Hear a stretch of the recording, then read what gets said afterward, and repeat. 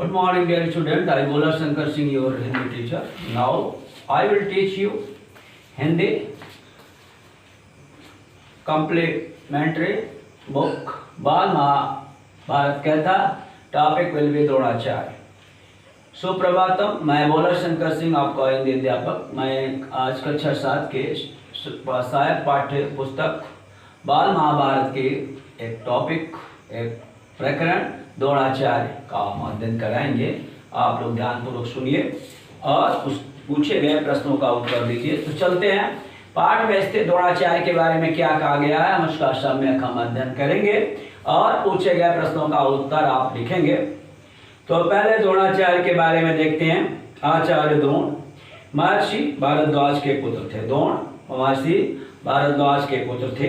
पांचाल नरेश का पुत्र द्रुपद भी द्रोण के साथ ही भारद्वाज आश्रम में शिक्षा पा रहा था. तो द्रुपद और द्रोण की शिक्षा साथ ही साथ हुई थी. दोनों में गहरी मित्रता थी. कभी कभी राजकुमार द्रुपद उत्साह में आकर द्रोण से यहाँ तक कह देता कि पांचाल देश का राजा बन जाने के बाद मैं आधा राज तुम्हें दे दूंगा. तो ये बचपन में ऐसी बातें प्रायः हो जाया करती हैं.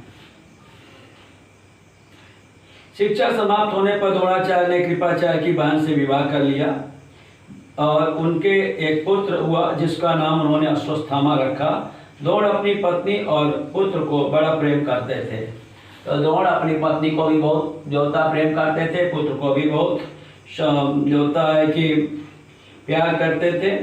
द्रोण बड़े गरीब थे, लेकिन उनकी स्थिति अच्छी नहीं थी. आर्थिक स्थिति बड़े गरीब थे. महाभारत की कथा में लिखा गया है कि उनके पास दूध नहीं था, तो वह आटा को पानी में घोल करके अपने पुत्र को पीने के लिए देते थे. वह चाहते थे कि धन प्राप्त किया जाए और अपनी पत्नी और पुत्र के साथ सुख से रहा जाए. उन्हें खबर लगी कि परशुराम अपनी सारी संपत्ति गरीब ब्राह्मणों को बांट रहे हैं.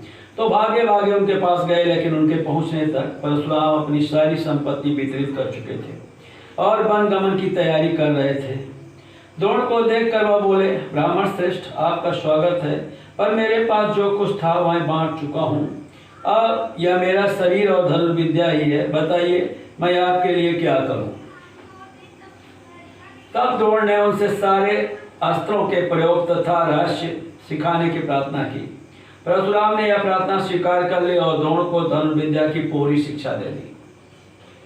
तो द्रोण ने धनुर्विद्या की शिक्षा परशुराम से ग्रहण की थी. कुछ समय बाद राजकुमार द्रुपद के पिता का देहावसान हो गया. द्रुपद राजगद्दी पर बैठा. द्रोणाचार्य को द्रुपद के पांचाल देश की राजगद्दी पर बैठने की खबर लगी तो ये सुनकर बड़े प्रसन्न हुए और राजा द्रुपद से मिलने के लिए पांचाल देश को चल पड़े. उन्हें गुरु के आश्रम में द्रुपद के लड़कपन में की गई बातचीत याद थी. उन्होंने लड़कपन में जो साथ साथ पढ़ते थे, तो पांचाल नरेश द्रुपद ने जो भी बात की थी उन्हें याद थी कि जब मैं राजा हो जाऊंगा तो आधा राज आपको दे दूंगा. तो उन्होंने आधा राज की बात तो शायद नहीं सोची थी, लेकिन सोचा था कि भरपूर मेरी सहायता मदद करेंगे.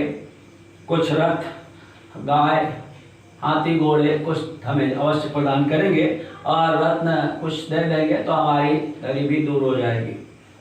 इस आशा ले करके द्रोणाचार्य द्रुपद के पास पहुंचे. बोले, मित्र द्रुपद, मुझे पहचानते हो ना? मैं तुम्हारा बालपन का मित्र द्रोण हूँ. तो राजमद किसे पागल नहीं कर देता. और उस मद में द्रोण के मित्र द्रुपद ने अपने बचपन के मित्र द्रोणाचार्य को पहचानने में भूल की. ऐश्वर्य के मद में मत हुए राजा द्रुपद को द्रोणाचार्य का आना बुरा लगा और द्रोण का अपने साथ मित्र का सा व्यवहार करना तो और भी खरा. एक राजा कहाँ और कहाँ एक भिखमंगा, उससे कैसे मित्रता हो सकती है. यह द्रोण पर गुस्सा हो गए, क्रोधित हो गए. बोले, ब्राह्मण, तुम्हारा यह व्यवहार सज्जनोचित नहीं है. मुझे मित्र कहकर पुकारने का तुम्हें साहस कैसे हुआ. सिंहासन पर बैठे हुए एक राजा के साथ एक दरिद्र प्रजाजन की मित्रता कभी नहीं हुई.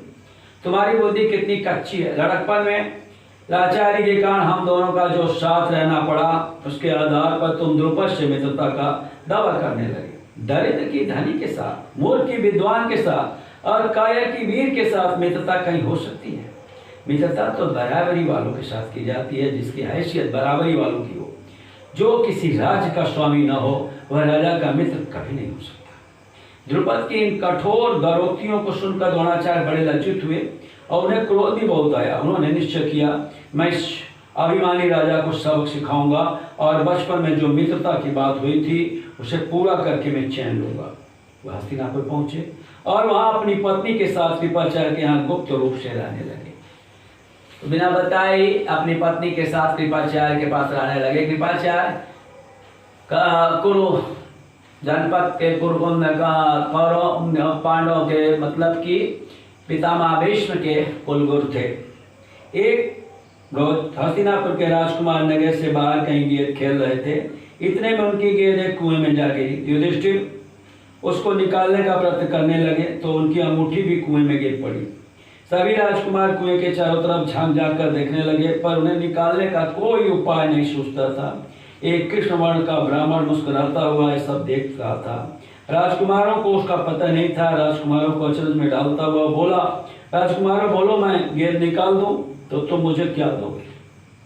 तो वही द्रोणाचार्य थे, कृष्णवर्ण के, खड़े होकर के सब देख रहे थे। उन्होंने राजकुमारों को आश्चर्यचकित करते हुए कहा, बोलो राजकुमारों, मैं आपकी गेंद निकाल दूं तो आप लोग मुझे क्या दोगे? बालश्रेष्ठ, आप गेंद निकाल देंगे तो कृपाचार्य के घर आपको बढ़िया दावत करेंगे। युधिष्ठिर ने हंसते हुए कहा। तब द्रोणाचार्य ने पास में पड़ी हुई सीख उठा ली और उसे पानी में फेंका। सीख गेंद को ऐसे जाकर लगी जैसे कि तीर, और फिर इस तरह लगातार कई सीखें कुएं में डालते गए। सीख एक दूसरे के सिरे से चिपकती गई। जब आखिरी सीख का सिरा कुएं के बाहर तक पहुंचा, द्रोणाचार्य ने उसे पकड़कर खींच लिया और गेंद निकाल आई। सब राजकुमार आश्चर्य से करतब देख रहे थे। उन्होंने ब्राह्मण से विनती की कि युधिष्ठिर की अंगूठी भी निकाल दीजिए। द्रोण ने तुरंत धनुष चढ़ाया और कुएं में तीर मारा। पल भर में बाण अंगूठी को अपनी नोक में लिए हुए ऊपर आ गया। द्रोणाचार्य ने अंगूठी युधिष्ठिर को दे दी। यह चमत्कार देखकर राजकुमारों को और भी ज्यादा आश्चर्य हुआ और हाथ जोड़कर पूछे, महाराज हमारा प्रणाम स्वीकार कीजिए, हमें अपना परिचय दीजिए, आप कौन हैं? हम आपकी क्या सेवा कर सकते हैं, हमें आज्ञा दीजिए। तो उन्होंने कहा, राजकुमार, यह सारी घटना सुनाकर पितामह भीष्म से ही मेरा परिचय प्राप्त कर लेना। राजकुमारों ने जाकर पितामह भीष्म को सारी बात सुनाई तो भीष्म ताड़ गए। तो हो न हो सुप्रसिद्ध आचार्य द्रोण ही हूँ। यह सोचकर उन्होंने निश्चय कर लिया कि अब से राजकुमारों की अस्त्र शिक्षा द्रोणाचार्य के हाथों पूरी कराई जाए। बड़े सम्मान से उन्होंने द्रोण को स्वागत किया और राजकुमारों को आदेश दिया कि वे गुरु द्रोण से ही धनुर्विद्या विद्या सीखा करें। तो उस समय बाद जब राजकुमारों की शिक्षा पूरी हो गई तो द्रोणाचार्य ने उनसे गुरुदक्षिणा के रूप में पांचाल राज द्रुपद को कैद कर लाने के लिए कहा। दुर्योधन कर्ण ने द्रुपद के राज पर धावा बोल दिया, पर पराक्रमी द्रुपद के आगे वे ठहर न सके, हार कर वापस आ गए। तब द्रोण ने अर्जुन को भेजा। अर्जुन ने पांचाल राज की सेना को तहस नहस कर दिया और राजा द्रुपद को उनके मंत्री सहित कैद करके आचार्य के सामने पेश कर लाकर खड़ा कर दिया। द्रोणाचार्य ने मुस्कुराते हुए द्रुपद से कहा, हे वीर, डरो नहीं, किसी प्रकार की विपत्ति की आशंका न करो। लड़कपन में तुम्हारी हमारी मित्रता थी, साथ साथ खेले कूदे उठे बैठे। बाद में जब तुम राजा हो गए तो ऐश्वर्य के मद में आकर के मुझे बोल गए और मेरा अपमान किया। तुमने कहा था कि राजा ही राजा के साथ मित्रता कर सकता है, इसी कारण मुझे युद्ध करके तुम्हारा राज्य छीनना पड़ा, परंतु मैं तो तुम्हारे साथ मित्रता ही करना चाहता हूँ, इसलिए आधा राज तुम्हें वापस लौटा देता हूँ। क्योंकि मेरा मित्र बनने के लिए भी तो तुम्हें राज चाहिए ना। मित्रता तो बराबरी की हैसियत वालों में ही हो सकती है। द्रोणाचार्य ने इसे अपने अपमान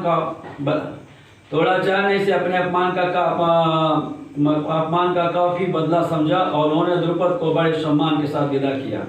इस प्रकार राजा द्रुपद का गर्व चूर हो गया, लेकिन घृणा की भावना दूर नहीं हुई। किसी के अभिमान को ठेस लगने पर जो पीड़ा होती है वह सहन करना कठिन होता है। द्रोण ने बदला लेने की भावना से द्रुपद के जीवन का बदला लेना ही द्रुपद के जीवन का लक्ष्य बन गया। उन्हें कई कठोर व्रत और तप इस कामना से किए कि उसे ऐसा पुत्र प्राप्त हो जो द्रोण को मार सके, साथ ही वह एक ऐसी कन्या हो जो अर्जुन को ब्याही जा सके। आखिर उनकी कामना पूरी हुई। उसने धृतद्युम्न नामक एक पुत्र पैदा हुआ और द्रौपदी नाम की एक कन्या। आगे चलकर कुरुक्षेत्र की रणभूमि में अजय द्रोणाचार्य और ऋषि धृष्टद्युम्न के हाथों मारे गए। तो ये रहा द्रोणाचार्य का पाठ का सारांश। अभी कथानक यहाँ पे समाप्त होता है। तो कुछ प्रश्न हैं जिनका उत्तर आपको लिखना है। पहला है, द्रोणाचार्य किसके पुत्र थे? तो द्रोणाचार्य किसके पुत्र थे? इसका प्रारंभ में ही उत्तर दिया गया है कि द्रोणाचार्य महर्षि भारद्वाज के पुत्र थे। उत्तर हो जाएगा कि द्रोणाचार्य महर्षि भारद्वाज के पुत्र थे। दूसरा प्रश्न है कि द्रोणाचार्य बचपन में किसके साथ मित्रता थी? बचपन में किसके साथ मित्रता थी? आप लोग इसे जानते होंगे। द्रुपद, पांचाल राज द्रुपद के साथ उनकी मित्रता थी। द्रुपद के साथ। उत्तर हो जाएगा द्रुपद के साथ मित्रता थी। दोनों एक ही साथ आश्रम में शिक्षा ग्रहण कर रहे थे और उस समय बचपन के स्वभाव के कारण दोनों बहुत ही घनिष्ठ मित्र थे। कभी कभी द्रुपद कह देते थे कि पिताजी, अगर मैं राजगद्दी पर बैठा द्रुपद पांचाल के, तो मैं आधा राज्य तुम्हें दे दूंगा।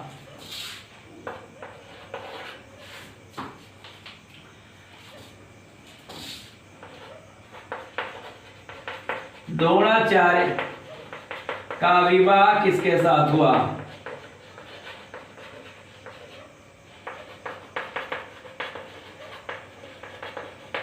उत्तर हो जाएगा कि द्रोणाचार्य का विवाह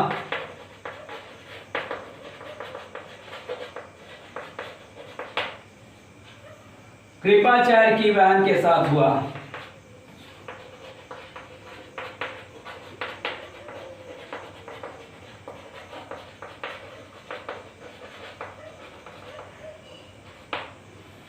चौथा प्रश्न है, द्रोणाचार्य के पुत्र का क्या नाम था? द्रोणाचार्य के पुत्र का क्या नाम था? उत्तर आप लोग बताएंगे कि द्रोणाचार्य के पुत्र का क्या नाम था? अश्वत्थामा।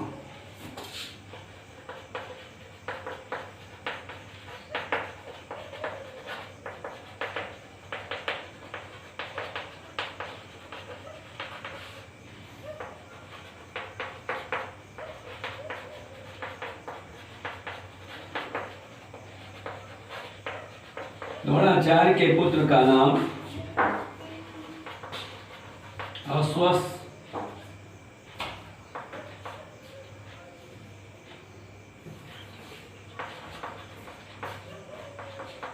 अश्वत्थामा था।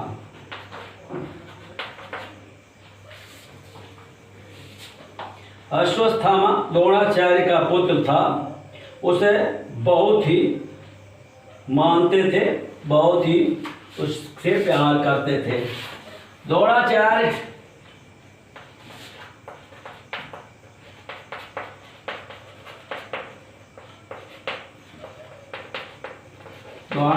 की आर्थिक स्थिति क्या थी? उत्तर हो जाएगा कि द्रोणाचार्य बहुत ही गरीब थे।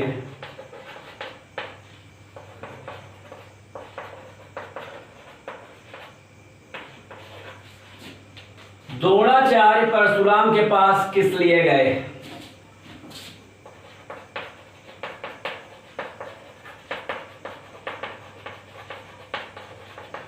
परशुराम के पास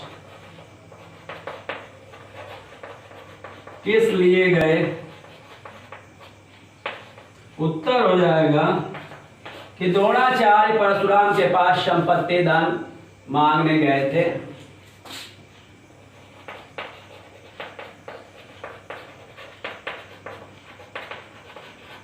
परशुराम जी के पास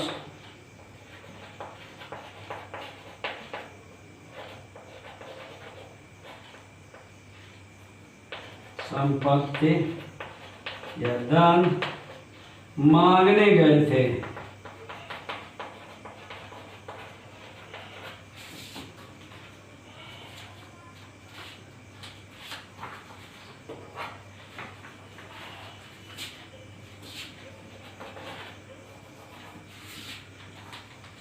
सातवां प्रश्न ये बनता है कि द्रोणाचार्य ने उन्हें क्या प्रदान किया। द्रोणाचार्य ने ये परशुराम जी ने द्रोणाचार्य को क्या प्रदान किया,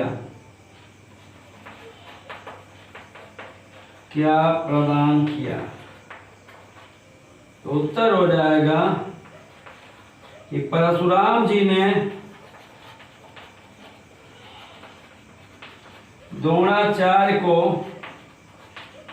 धनुर्विद्या सिखाई। परशुराम जी ने द्रोणाचार्य को धनुर्विद्या सिखाई।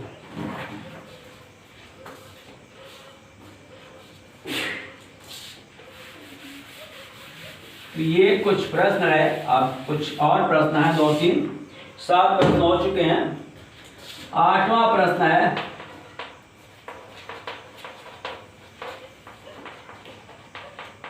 द्रोणाचार्य को पितामह भीष्म ने क्या नियुक्त किया।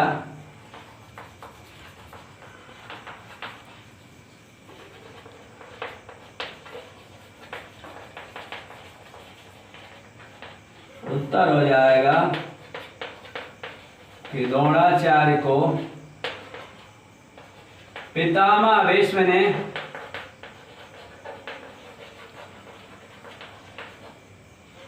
राजकुमारों को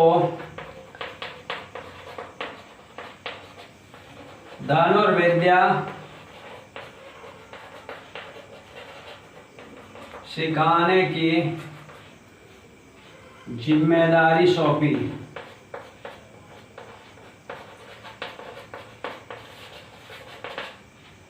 नवा प्रश्न है कि द्रोणाचार्य ने गुरु दक्षिणा के रूप में क्या मांगा।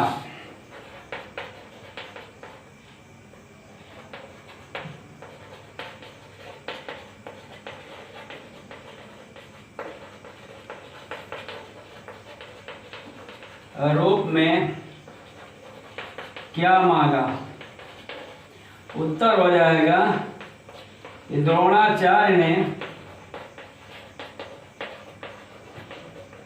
गुरु दक्षिणा के रूप में द्रोणाचार्य ने गुरु दक्षिणा के रूप में कौरवों और पांडवों से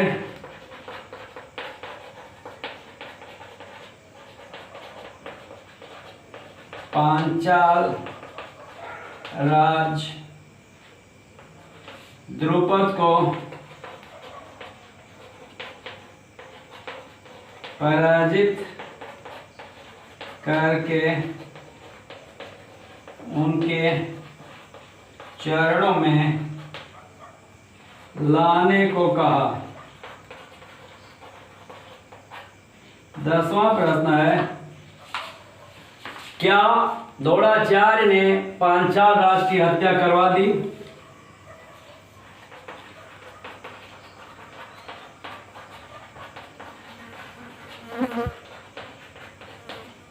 पांचाल राज द्रुपद की हत्या करवा दी। उत्तर हो जाएगा कि नहीं, द्रोणाचार्य ने पांचाल राज द्रुपद को अपमानित करके छोड़ दिया और उनका आधा राज्य ले लिया और कहा कि आप अब बराबर हो, आप बराबर हो गए, अब हम लोगों की मित्रता समान रूप से हो सकती है। तो इस प्रकार से ये पाठ अब समाप्त होता है और इस पाठ में जितने प्रश्न हैं उनका उत्तर आप याद करेंगे।